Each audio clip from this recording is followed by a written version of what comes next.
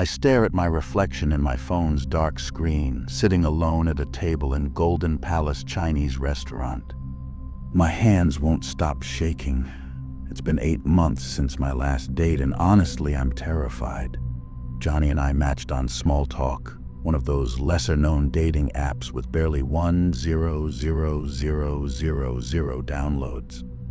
I chose it specifically because the major apps felt overwhelming, flooded with messages and fake profiles. Johnny's profile seemed perfect, maybe too perfect. 5'10", 200 pounds of muscle, dark spiked hair, and a clean-shaven face with a smile that could sell toothpaste. We chatted for 3 weeks before agreeing to meet. He was articulate, funny, and seemed genuinely interested in getting to know me. Not once did he push for inappropriate photos or try to rush things. I arrived 5 minutes early, grateful that Johnny had called yesterday to make a reservation. The hostess leads me to a quiet table for 2 near the back. I decline to order a drink, wanting to wait for Johnny. It feels right to start the evening together. As I pretend to study the menu, my mind races through all the safety precautions I've taken. Location shared with my best friend, fully charged phone parked close by, and cash for an emergency taxi. The minutes tick by slowly. 7 o'clock comes and goes. My stomach tightens with each passing minute, but I try to stay rational. Traffic happens, people get lost. But why hasn't he texted? Just as I'm about to message him, the bell above the door chimes. The man who walks in barely resembles his photos. Yes, the basic features are there, the dark hair, the clean-shaven face, but he's nowhere near 5'10". He's my height, maybe 5'6" at best. The muscular build he claimed is hidden beneath a baggy sweater that seems inappropriate for the restaurant's atmosphere. We exchange awkward greetings, a stiff hug, a hesitant cheek kiss that makes me cringe internally.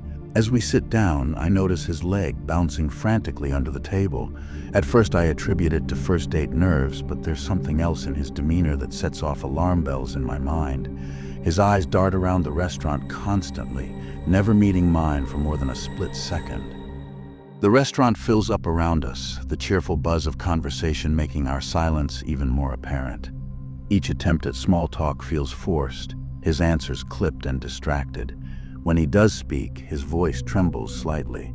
The leg bouncing gets worse, causing our water glasses to rattle against the table. I catch other diners glancing our way. Our starters arrive, dumplings that suddenly look less appetizing with each passing moment. Silence lasts for a few minutes. Then the waiters brave the bump higher as Chris rings the bell. Slowly. Johnny barely touches his food, instead fidgeting with his chopsticks and constantly checking his phone under the table. I'm starting to feel sick to my stomach, but I tell myself I'm being paranoid. Maybe he's just socially awkward. Maybe he's had a rough day. I need to use the restroom, I announce, grabbing my purse. Johnny merely grunts in response, still avoiding eye contact. The ladies' room provides a moment of relief from the tension. I text my friend, date going weird, might leave early. As I'm touching up my lipstick, steeling myself to return and make an excuse to leave, the door swings open. A woman in her 50s, gray-haired and elegant, walks in with purpose. "Listen carefully," she whispers, her voice urgent but controlled. "I saw him put something in your wine while you were gone. It fizzing and dissolved completely." My blood runs cold. She continues, "I'm sitting at the table to your left. When we go back out, I'll create a distraction. You need to leave immediately." My hands begin to shake violently. Through the bathroom door, we can hear movement, Johnny's voice asking the waitress something. The woman squeezes my arm reassuringly. "I'll help you, but we need to act now." She explains her plan quickly as I fight back tears, my entire body numb with fear. We exit the bathroom together, but instead of returning to our tables, she suddenly grabs my wine glass and hustles me toward the exit. Through the window, I see Johnny slowly rising from his chair, his eyes following our movement. The woman's grip on my arm tightens. "Run!" she hisses, shoving me toward the shop next door. A brightly lit 7-Eleven. My heels click against the pavement as I stumble inside, gasping for breath. Behind me, I hear the woman's voice rising in confrontation with Johnny. The shop's fluorescent lights feel harsh after the restaurant's dim ambiance, but they offer a strange comfort. The clerk takes one look at my face and immediately understands something is wrong. He tried to spike my drink, I managed to choke out. Without hesitation, he ushers me behind the counter and into the store's back room, locking the door behind us. He hands me the store's landline, already dialing 911. 10 minutes later, Dick walks in. I've salvaged the moment. Ivy looks up, looks at me. I look up. I've done it. Through the store's security monitor, we watch as Johnny argues briefly with the woman before quickly walking away, disappearing into the night. The police arrive minutes later, but it's too late. He's gone. Despite the CCTV footage and his dating profile, they never find him. The app company claims they can't trace his location or real identity. I never learned the name of the woman who saved me that night. She gave her statement to the police and declined any recognition, saying she simply did what anyone should do. But I know better. She saved me from what could have been a tragic end to a simple dinner date. It's been 2 years and I haven't been on another date since. Some risks aren't worth taking twice. At 19, my home wasn't really a home anymore. It was more like a battlefield where my parents waged their endless war, leaving me as collateral damage. Every slammed door, every muffled argument through thin walls, every tension-filled dinner, it all pushed me further away. I found myself creating excuses to be anywhere else. Friends' houses, cheap motels, even random dates. Anything was better than listening to another screaming match about bills or betrayals. I spent most weekends at the local bowling alley with friends. It wasn't fancy, but it was an escape. That's where I met him. Let's call him Mike. He seemed different from the usual guys who hung around there. Clean-cut, well-spoken, with an easy laugh that made you feel instantly comfortable. We exchanged numbers after a few games and our conversations flowed naturally. No red flags, no pressure, just genuine connection. When he suggested meeting up for a date, his idea wasn't the usual movie or dinner. Instead, he proposed something more casual, grabbing snacks from Walmart and hanging out at the local park. The skate park section was usually deserted at night, making it a perfect spot to talk and get to know each other. I didn't think twice about accepting. After all, I'd already met him in person, and my gut instinct, honed by years of reading my parents' moods, told me he was safe. Looking back, I should have questioned why a guy would suggest taking a girl he barely knew to a dark, isolated park. But when you're running from one kind of danger, sometimes you blind yourself to others. The evening started perfectly. Mike picked me up in his old 90S truck, which somehow added to his charm rather than detracting from it. We hit Walmart first, loading up on junk food like teenagers preparing for a sleepover. I grabbed Cheetos, my weakness, while he opted for some soda and chips. The normalcy of it all was comforting, almost magical.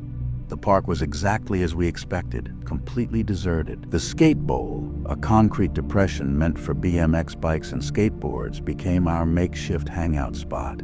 We sat on its edge, feet dangling, sharing snacks and stories under a nearly full moon. The night was cool but not cold, with just enough breeze to rustle the leaves in the surrounding trees and bushes. I felt proud of myself for breaking away from my usual caution. Here I was, having a perfect movie moment date, proving that sometimes taking risks could lead to something beautiful. Mike was funny, attentive, and completely respectful of my space. We talked about everything and nothing, favorite movies, childhood memories, future dreams. The peaceful atmosphere was shattered by an unmistakable sound. Branches breaking, leaves crunching. It came from the dense bushes directly behind us. Mike froze mid-sentence, his soda can hovering halfway to his mouth. We both turned slowly, straining our eyes against the darkness. Probably just a cat, Mike said, but his voice had lost its earlier confidence. The rustling stopped abruptly, leaving an eerie silence that felt heavier than the noise. We tried to resume our conversation, but the damage was done. Every few minutes our eyes would drift back to the bushes, expecting something to emerge from the shadows. The second time we heard the noise, it was different, deliberate, heavy. like footsteps trying and failing to be stealthy. Mike suddenly tensed beside me, his whole body going rigid. "I saw something," he whispered, his voice trembling. "Between the bushes, something moved." Without warning, he grabbed his half-filled soda can and hurled it into the darkness. The can disappeared into the bushes with a dull thud. But no animal scurried away, no bird took flight. Just silence. My heart was pounding so hard I could feel it in my throat. "We should go," I managed to say, already gathering our scattered snacks. Mike nodded frantically, stuffing everything into his backpack. We stood slowly, trying to move quietly despite our shaking limbs. The parking lot was only a few yards away, but it felt like miles.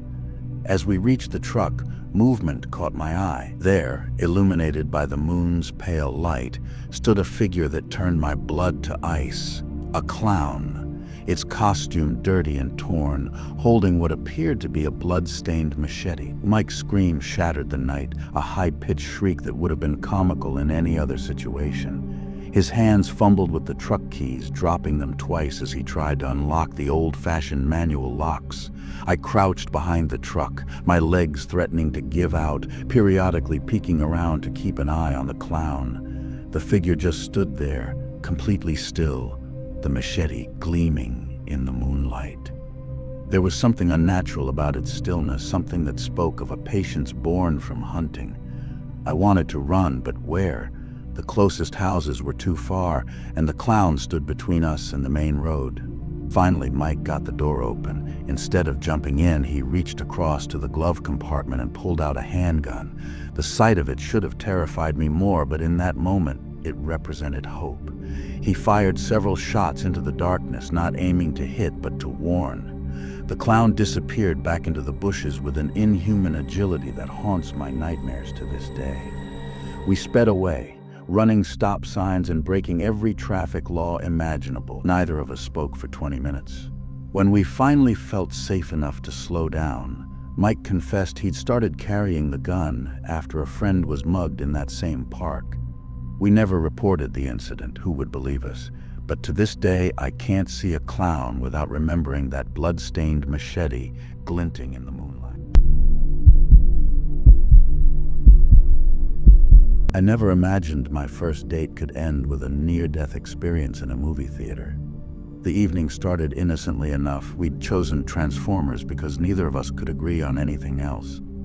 It seemed like a safe choice, action, comedy, and enough explosions to fill any awkward silences that might arise between two strangers trying to get to know each other. The theater was one of those modern multiplexes with stadium seating and seats that recline just enough to be comfortable but not enough to fall asleep. We arrived early, shuffling through the lobby while dodging groups of teenagers and families. The smell of buttered popcorn and artificial butter filled the air, mixing with the sweetness of candy and soda. She insisted on getting the largest size of popcorn available, sweet and salted mixed, a combination I'd never tried before. I grabbed some toffees and a large soda, secretly hoping she wouldn't judge my sweet tooth.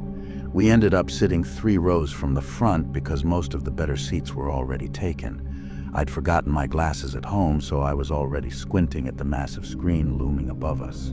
The previews dragged on endlessly, but we used the time to make small talk.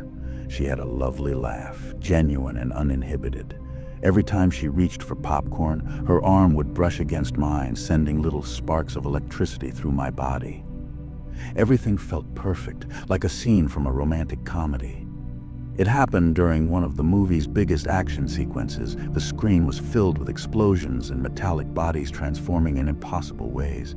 The surround sound system made every crash and bang feel like it was happening right next to us. That's when I heard the first cough. Initially, I didn't think much of it. People cough in theaters all the time. Popcorn kernels, dry air, or just clearing their throats. But after the 5th cough, something changed. I glanced over to see her face turning red, her hands clutching at her throat. Her eyes were wide with panic, and the sound coming from her wasn't a cough anymore. It was the desperate gasping of someone who couldn't breathe. The realization hit me like a punch to the gut.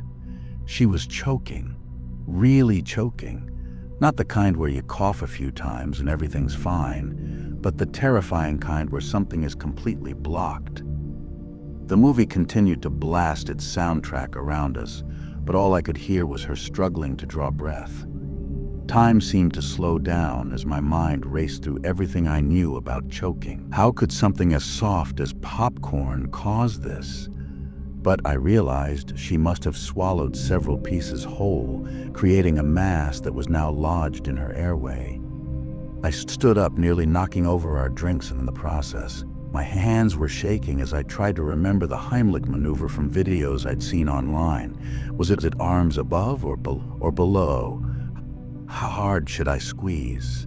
The darkness of the theater made everything more difficult, and people around us were starting to notice something was wrong. "She's choking," I called out, my voice cracking with panic. I positioned myself behind her, wrapping my arms around her waist. The first attempt at the maneuver did nothing. The second try was equally unsuccessful. Her face was now turning an alarming shade of purple, and her attempts to breathe were becoming weaker. Other moviegoers began standing up, some calling for the lights to be turned on. Someone ran out to get help. I could hear voices shouting different instructions. Hit her back, make her drink something, lift her arms up. The confusion and conflicting advice only added to my terror. Every second felt like an eternity. The movie continued playing, creating a surreal backdrop of explosive sound effects and flashing lights to what felt like a life or death struggle. My own heart was pounding so hard I could barely hear anything else. All I could think was, please don't let her die. Not here, not like this. Finally, help arrived. A security guard and a first aid responder rushed into the theater as we moved her into the hallway. The first aid responder took control immediately, using a modified version of the Heimlich maneuver I'd never seen before. He had her raise her arms above her head while he applied pressure to her lower torso in a specific way. Suddenly, several pieces of popcorn shot from her mouth. The sound of her first real breath was the most beautiful thing I'd ever heard. She collapsed into my arms, gasping and crying simultaneously. The color slowly returned to her face as she gulped down air. Around us, a small crowd had gathered, everyone looking relieved but awkward, unsure whether to stay or go. The paramedics arrived minutes later, insisting on checking her vitals despite her embarrassed protests. As they examined her, our eyes met, and incredibly, she smiled. "Well," she whispered hoarsely, "I guess you could say this date took my breath away." The terrible pun broke the tension, and we both started laughing, though hers was more of a raspy giggle. That was 3 years ago. We're engaged now, and yes, this story will definitely make it into our wedding speeches. Every time we pass that theater, we share a look and a laugh. We still go to movies together, but now we always get our popcorn extra small and carefully chewed. Sometimes the scariest moments in life lead to the most beautiful beginnings.